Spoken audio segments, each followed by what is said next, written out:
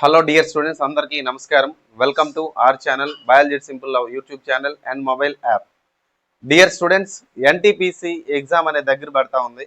మరి exam point of వ్యూలోని మన యొక్క ప్రిపరేషన్ అనేది ఏదైతే ఉందో, ప్రిపరేషన్లో మనం సిలబస్ని రివిజన్ చేసే ప్రాసెస్లో చాలా ఇంపార్టెంట్ టాపిక్స్ ఏవైతే ఉన్నాయో వాటిని కాస్త మనం రివిజన్ చేయాల్సినటువంటి అవసరం ఉంది. ఓకేనా? అయితే ఆల్రెడీ మన పీడిఎఫ్ ఎవరైతే తీసుకుని ఉన్నారో, అంటే మన బయాలజీ పీడిఎఫ్ అనేది ఏదైతే ఉందో అది 39 రూపీస్కి మీకు అందరికీ ఇప్పుడు అందించడం జరుగుతుంది. అది కూడా ప్రింట్ ఆప్షన్ తీసుకునేదానికి అవకాశం ఇస్తూ ఉన్నాము 39 రూపీస్కి. ఆల్రెడీ 100 రూపీస్ పెట్టి తీసుకున్న గతంలో వాళ్ళకి కూడా ప్రింట్ ఆప్షన్ అనేది వస్తూ ఉన్నాం. ఆల్రెడీ తీసుకున్నారు కాబట్టి ప్రింట్ ఆప్షన్ మీకు ఉంటుంది. కొత్తగా తీసుకోని వాళ్ళు ఉంటే కనుక 39 రూపీస్తో మనం అనేది పీడిఎఫ్ అనేది ప్రింట్ ఆప్షన్ ఇస్తున్నాం. రైల్వేకి మాత్రం ఎగ్జాక్ట్ మక్కీకి మక్కీ ఆ పీడిఎఫ్లో దిగితే మీరు కావాలంటే ప్రీవియస్ పేపర్లు కూడా పక్కన పెట్టుకుని ఆ మెటీరియల్ వెరిఫై చేసుకోండి. ఓకేనా? మరి ఎన్టీపీసీలో one of the important topic, అదేవిధంగా ప్రీవియస్ ఇయర్లో కూడా క్వశ్చన్స్ మనకి చాలా ప్రశ్నలు రావడం జరిగింది.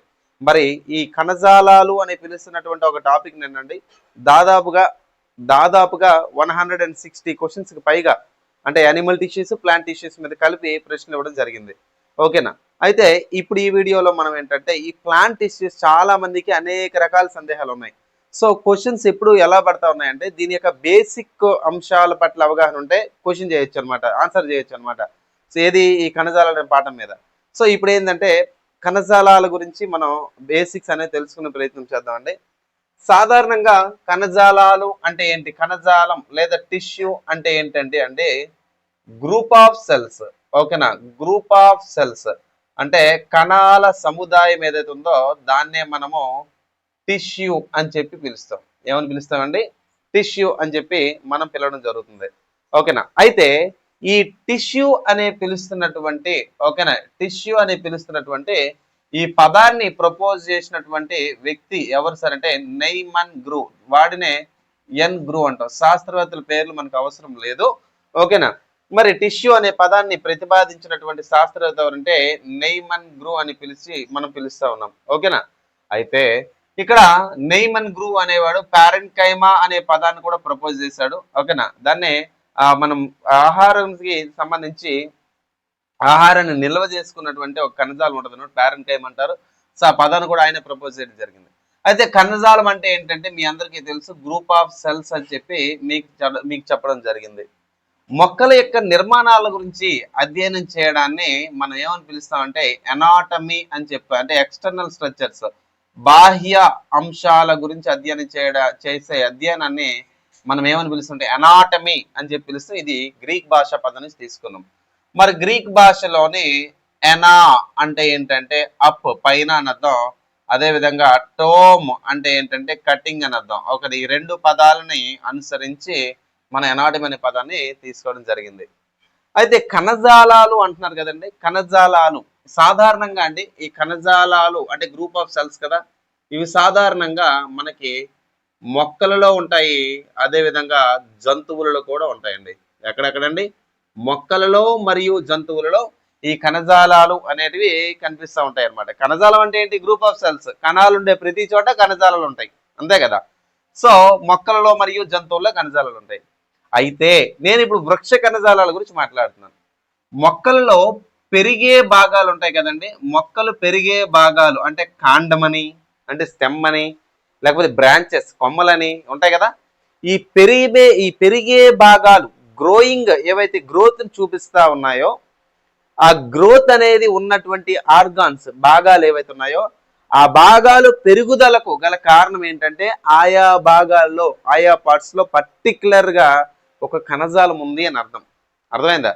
సో దాన్నే మనం ఏమంటాం అంటే గ్రోత్ టిష్యూ అని చెప్పి మనం పిలవచ్చు అనమాట. పెరుగుదల కణజాలం అని చెప్పి మనం తెలుగులో పిలుస్తాం. ఏమని పిలుస్తాం అంటే పెరుగుదల కణజాలం లేదా గ్రోత్ టిష్యూ అని పిలుస్తాం. అయితే ఈ పెరుగుదల ఎక్కడైతే మొక్కల్లో పెరిగే కణజాలం ఉందో దాన్నే మనం ఏమని పిలుస్తామంటే తెలుగులో విభాజ్య కణజాలం అని చెప్పి పిలుస్తారండి. ఏమని పిలుస్తారండి? విభాజ్య కణజాలం అంటారు. సో దాన్నే మనం ఇంగ్లీష్ లో మెరిస్టమేటిక్ టిష్యూ అంటారు. గుర్తుపెట్టుకోండి, మొక్కలలో పెరుగుదలను చూపించే భాగాలు ఏవైతున్నాయో ఈ పెరుగుదలను చూపించే భాగాలలో గల టిష్యూ లేదా కణజాలం ఏంటి అంటే మెరిస్టమేటిక్ టిష్యూ లేదా తెలుగులో ఏమంటారంటే విభాజ్య కణజాలం అని పిలుస్తారు. అయితే మొట్టమొదటిసారిగా ఈ మెరిస్టమేటిక్ టిష్యూ లేదా విభాజ్య కణజాలం అని పేరు పెట్టినటువంటి శాస్త్రవేత్త ఎవరు సార్ అంటే సి నగేలి అని చెప్తారు. ఏమని పిలుస్తారండి? సి నగేలి అని పిలుస్తున్నటువంటి శాస్త్రవేత్త మొట్టమొదటిసారిగా విభాజ్య కణజాలం లేదా మెరిస్టమేటిక్ టిష్యూ అనే పదాన్ని ప్రతిపాదించడం జరిగింది. ఇలాంటి కణజాలాల గురించి అధ్యయనం చేయడాన్ని, ఓకేనా, ఇలాంటి కణజాలాల గురించి అధ్యయనం చేయడాన్ని మనం ఏమంటాం అంటే హిస్టాలజీ అంటారండి. ఏమని పిలుస్తారండి? ఇలాంటి కణజాలాల గురించి అధ్యయనం చేయడాన్ని ఏమంటారు? హిస్టాలజీ. గుర్తుపెట్టుకోండి, చాలా ఇంపార్టెంట్. ఇలాంటి కణజాలాల గురించి అధ్యయనం చేయడం ఏమంటారు? హిస్టాలజీ అంటారు. గుర్తుపెట్టుకోండి ఇక్కడ దాకా, ఓకేనా. తర్వాత మెరిస్టమేటిక్ టిష్యూ విభాజ్య కణజాలం పేరు ఎవరు పెట్టారండి? నగేలి అని పేరు పెట్టారు. అయితే మొక్కలలో పెరిగే కణజాలాన్ని మెరిస్టమేటిక్ టిష్యూ లేదా విభాజ్య కణజాలం అన్నాం. ఇది మొక్కలలో ఆయా ప్రాంతాలను బట్టి, అది ఉండే ప్రదేశాన్ని బట్టి 3 రకాలుగా మనం విభజిస్తాం. ఎన్ని రకాలుగా విభజిస్తామండి? 3 రకాలుగా విభజిస్తూ ఉంటాం. ఆ 3 రకాలు ఏంటి సార్? ఒకటోది ఏంటంటే ఎపికల్ మెరిస్టమేటిక్ టిష్యూ, ఓకేనా. ఒకటోది ఏంటి? Apical meristematic tissue. రెండోది ఏంటి సార్? Lateral meristematic tissue. రెండోది ఏంటి? Lateral meristematic tissue. మూడోది ఏంటండి? Intercalary meristematic tissue. మూడోది ఏంటండి? Intercalary meristematic tissue. Apical meristematic tissue అంటే ఏంటి సార్? అగ్ర విభాజ్య కణజాలం అంటారు, ఓకేనా. అగ్ర విభాజ్య కణజాలం. లాటరల్ అంటే పార్శ్వపు అనొచ్చు లేదా పార్శ్వ విభాజ్య కణజాలం. ఏంటండి? పార్శ్వ విభాజ్య కణజాలం. ఇంటర్ క్యాలరీ అంటే ఏంటంటే మధ్యస్థ విభాజ్య కణజాలం అని పిలుస్తారు. ఏమని పిలుస్తారండి? మధ్యస్థ విభాజ్య కణజాలం. ఇలా 3 రకాలుగా చెప్తారండి. ఇక్కడ గుర్తుపెట్టుకోండి, ఈ 3 కణజాలాల యొక్క లొకేషన్ ఏంటి? ఎపికల్ మెరిస్టమేటిక్ టిష్యూ ఎప్పుడు కూడా, ఇగోండి, అగ్ర విభాజ్య కణజాలం ఎప్పుడు కూడా కాండానికి గాని, కొమ్మలకు గాని, చెట్లకు గాని పై భాగంలో, మీద భాగంలో పెరుగుదలను చూపించే కణజాలం ఏదైతుందో దాన్ని అగ్ర విభాజ్య లేదా we can call it as apical meristematic tissue. ఇప్పుడు చెట్టుకు పక్కల కొమ్మలు పెరుగుతూ ఉంటాయి. ఈ కొమ్మలు పెరిగేదానికి గల కారణం ఏంటంటే పార్శ్వపు లేదా పార్శ్వ విభాజ్య కణజాలం లేదా లాటరల్ మెరిస్టమేటిక్ టిష్యూ. అలా కాకుండా కాండం యొక్క పొడవు, స్టెమ్ యొక్క పొడవు అనేది చూపించేది ఏదైతుందో ఈ మధ్యలో ఉండే నోడ్స్ అంటారు, వీళ్ళు కనుపులు అంటారు. 2 కనుపులకు మధ్యలో ఉన్నటువంటి భాగం ఏదైతుందో ఈ కనుపుకు ఏవైతే కనుపులు ఈ మధ్యలో ఉన్న భాగం మీద మధ్య ఉన్న భాగాన్ని పొడవు చేస్తాం. అంటే కాండం యొక్క పొడవును ప్రభావితం చేసేది ఏదంటే ఇంటర్ క్యాలరీ మెరిస్టమేటిక్ టిష్యూ అని చెప్పి ఇలా 3 రకాలుగా మనం చెప్తాం. ఇప్పుడు చూడండి, ఎపికల్ మెరిస్టమేటిక్ టిష్యూ అనేది ఏం చేస్తుంది? ఓకే, ఎపికల్ మెరిస్టమేటిక్ టిష్యూ ఏం చేస్తుంది అంటే గుర్తుపెట్టుకోండి, కాండం అంటే స్టెమ్ కదండి, ఓకేనా. కాండం అంటే ఏంటి? స్టెమ్. తర్వాత వేరు అంటే రూట్. ఈ రెండింటి యొక్క పొడవు అనేది ఏదైతుందో పొడవు పెరగడంలో, లెంత్ పెరగడంలో మేజర్ రోల్ ప్లే చేస్తుంది. ఏంటండి? లెంత్ పెరగడంలో మేజర్ రోల్ ప్లే చేస్తుంది. తర్వాత లాటరల్ మెరిస్టమేటిక్ టిష్యూ ఏం చేస్తుంది సార్? లాటరల్ మెరిస్టమేటిక్ టిష్యూ ఏం చేస్తుంది అంటే కాండము మరియు వేరు అంటే రూట్ కదా, ఈ 2 యొక్క వ్యాసం గిర్త్ అనేది ఏదైతుందో ఈ గిర్త్ని పెంచుతూ ఉంటుంది. ఇంటర్ క్యాలరీ ఏంటంటే స్టెమ్ యొక్క లెంత్, ఓకేనా, స్టెమ్ యొక్క లెంత్ ను పెంచుతూ ఉంటుంది అనమాట. ఇదంతా ఏ క్లాస్ లో ఉందండి? 9th క్లాస్ ఎన్సీఆర్టీలో ఉన్నటువంటి సమాచారం ఇది, ఓకేనా. అయితే మొత్తానికి ఇది వ్యాసం అన్నాం, ఇది వచ్చేసరికి పొడవు అన్నాం, ఇది వచ్చేసరికి ఇది కూడా పొడవే, కాండం యొక్క పొడవు ప్రత్యేకంగా. అర్థమైందా? సో ఇలా 3 రకాలుగా మనం విభజించామండి. ఇవి ఏంటనుకున్నారు? మొక్క అనేది ఏదైతుందో మొదటి దశలో పెరిగే ప్రాసెస్ లో తమ యొక్క గ్రోత్ ని ప్రభావితం చేసేది అనుకున్నటువంటి కణజాలమే మెరిస్టమేటిక్ టిష్యూ. ఇది ఏమవుతుంది రాను 3 భాగాలుగా దీన్ని విభజించామన్నా, సపరేట్ చేసాం. ఎందుకు? అది పనిచేసే ప్రదేశాన్ని బట్టి, అంతే కదండి. అది పనిచేసే ప్రదేశాన్ని బట్టి 3 భాగాలు విభజించామన్నా, 3 రకాలుగా విభజించాం.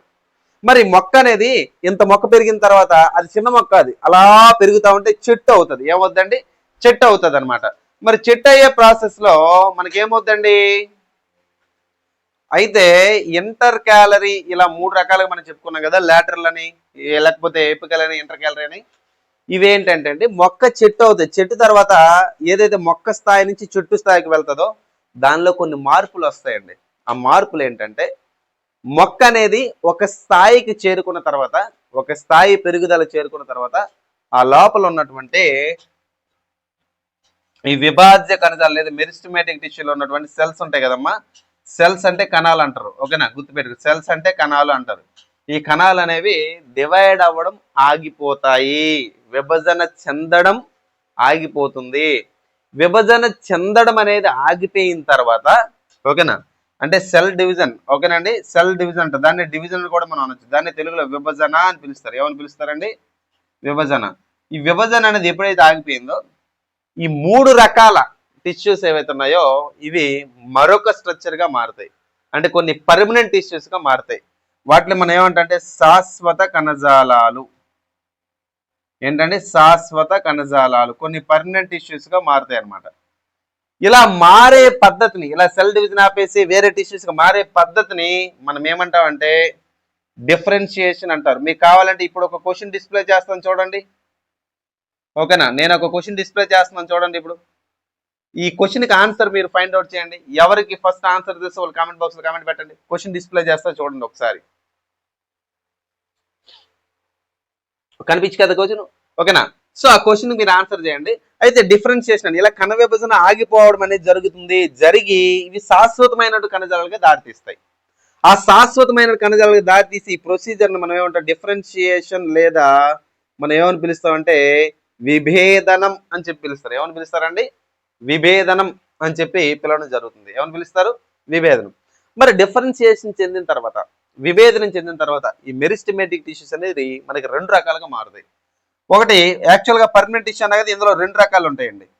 ఒకటోది ఏంటంటే సింపుల్ పర్మనెంట్ అంటారు, సరళ శాశ్వత కణజాలాలు. ఓకేనా, ఫస్ట్ ఏంటండి? సరళ శాశ్వత కణజాలాలు, గుర్తుపెట్టుకోండి. రెండోది ఏంటి సార్? Complex permanent tissue. రెండోది ఏంటండి? కాంప్లెక్స్ పర్మనెంట్ టిష్యూ అంటే సంక్లిష్ట శాశ్వత కణజాలాలు. చాలా ఇంపార్టెంట్, చాలా మందికి ఇది కన్ఫ్యూజన్. సింపుల్ పర్మనెంట్ టిష్యూ, సరళ శాశ్వత కణజాలాలు అనేవి ఇందులో చాలా రకాలు ఉంటాయి. ఒకటోది ఏంటంటే ప్యారెన్కైమా. ఓకేనా, రెండోది ఏంటంటే కొలెన్కైమా. ఇవన్నీ నెక్స్ట్ క్లాస్ లో మాట్లాడతాం. కొలెన్కైమా. మూడోది ఏంటంటే క్లోరెన్కైమా. మూడోది ఏంటండి? క్లోరెన్కైమా. నాలుగోది ఏంటంటే స్క్లెరెన్కైమా. నాలుగోది ఏంటంటే స్క్లెరెన్కైమా. ఐదోది ఏంటంటే ఏరెన్కైమా. ఎన్ని రకాల కణజాలాలుగా మారినాయి ఇక్కడ? సింపుల్ పర్మనెంట్, సరళ శాశ్వత 5 రకాలుగా మారినాయి. మరి సంక్లిష్ట శాశ్వత ఎన్ని రకాలుగా ఉన్నాయి సార్? ఇవి 2 రకాలండి. ఒకటోది ఏంటంటే జైలం. ఓకేనా, రెండోది ఏంటంటే ఫ్లోయం. రెండోది ఏంటండి? ఫ్లోయం. జైలం అంటే దారు, ఇది మొక్కల్లో నీటి రవాణాకు ఉపయోగపడుతుంది. ఫ్లోయం అంటే పోషక కణజాలం, ఆహార పదార్థాలను రవాణా చేయడానికి ఉపయోగపడుతున్నటువంటి కణజాలం. ఫుడ్ మెటీరియల్ ట్రాన్స్పోర్ట్ చేసేది ఫ్లోయము, వాటర్ ట్రాన్స్పోర్ట్ చేసేది జైలం. వీటిలన్నిటి గురించి మనం నెక్స్ట్ క్లాస్ లో మాట్లాడతాం అనుకోండి. అయితే ఇక్కడ ఇలా కణ విభజన ఆగిపోయి పర్మనెంట్ గా మారుతాయి కదా, ప్రొసీజర్ మనం ఏమంటే విభేదనం. మీరు క్వశ్చన్ డిస్ప్లే చేశాను కదా, మీరు చూసారు కదా, ఆ క్వశ్చన్ ఏదైతే ఉందో ఈ క్వశ్చన్ కి సంబంధించిన ఆన్సర్ మీకు అర్థమయ్యే ఉంటుంది కదా ఇప్పుడు. ఓకేనా, అయితే ఇలాంటి కణజాలాలు ఏవైతే ఉన్నాయో మనకి ఫర్ ఎగ్జాంపుల్ అండి ప్యారెన్కైమా గురించి మాట్లాడదాం. ఓకే, ఇక్కడ మీకు కనబడింది కదా ఒక స్టెమ్ లో లొకేషన్స్. ఓకేనా, ప్యారెన్కైమా గురించి మాట్లాడదాం. ప్యారెన్కైమా మృదు కణజాలం అని చెప్పి పిలుస్తారు. ఓకేనా, ఈ ప్యారెన్కైమా ఏం చేస్తుందంటే ఈ కణజాలం స్టోర్స్ ఫుడ్, అంటే మొక్కలలో తయారైనటువంటి ఆహారం ఏదైతుందో ఈ ఆహారం అనేది ఏదైతుందో ఆహారం నిల్వ చేయడంలోని ప్రధాన పాత్ర పోషిస్తుంది ప్యారెన్కైమా అన్నమాట. అర్థమైందండి? ఇది కణజాలకు సంబంధించిన ఇంట్రడక్షన్. అదేవిధంగా ప్రీవియస్ క్వశ్చన్స్ ఎక్కువగా దీని నుంచి అడుగుతా ఉన్నారు.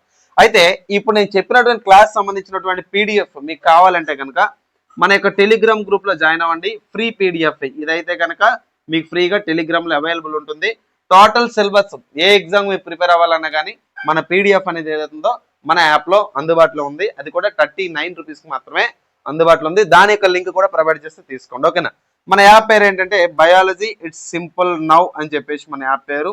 ఈ యాప్ లో మనకి పీడిఎఫ్ అనేది అవైలబుల్ లో ఉంది. ఓకేనండి, right. Thanks for watching this video. ఈ వీడియో నచ్చినట్టయితే లైక్ చేయండి, షేర్ చేయండి. ఎన్టీపీసీ అభ్యర్థులకి చాలా ఉపయోగపడతాయి ఈ కాన్సెప్ట్స్ అన్నీ కూడా. ఓకేనండి, right. Thanks for watching this video. Thank you very much.